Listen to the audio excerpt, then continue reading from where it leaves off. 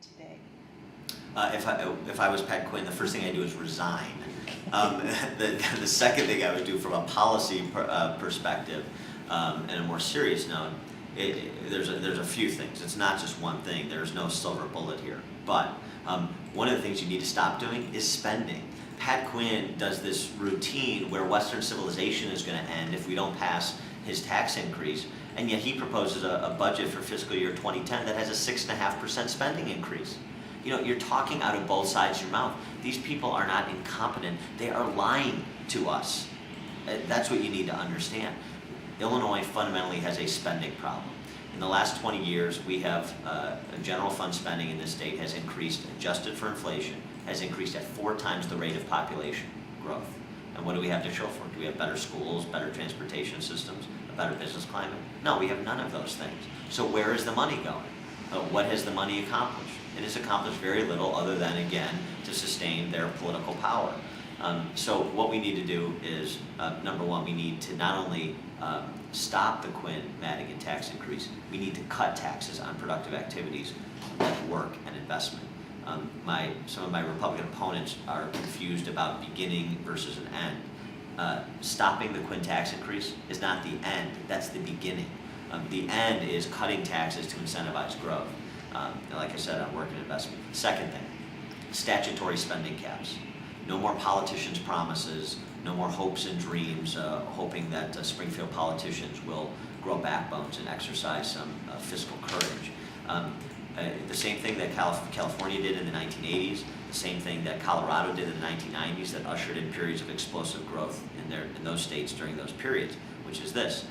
Year over year, state spending, by law, cannot increase by any more than population growth plus inflation. And if you have a good year and you see revenues in excess of population growth plus inflation, guess what you do? You rebate the money to taxpayers.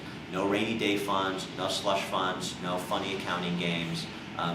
That is a year-to-year, living within your means state government that would demand prioritization. That's the second thing. The third thing is enough with the boondoggles. You know, high-speed rail to St. Louis. We're spending $400 million on high-speed rail, Chicago to St. Louis, at a time where legitimate social service providers can't provide the services that should be provided to the mentally disabled, the developmentally disabled. It is preposterous. It's a state government that has no sense of spending priorities. We're banking $100 million to buy land in Peatone for a third airport that is not coming anytime soon, if ever. We spend $250 million to back the Chicago Olympics. State tax dollars, even if you live in central southern Illinois, where the Olympics is going to be a great benefit to you, but your tax dollars are financing the city of Chicago, even after the mayor and everybody else said it would be privately financed, it would not require any tax dollars.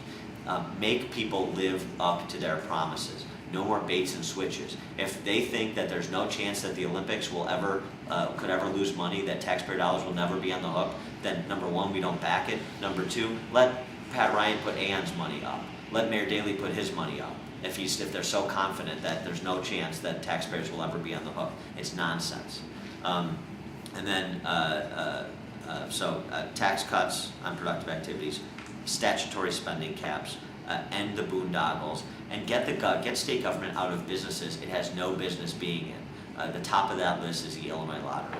I am not opposed to legalized gambling, and so the state could license and tax it, but the state should not be in the business of running the Illinois lottery. That is an asset that I would sell off and be done with. It's just, that is not a core competency of state government.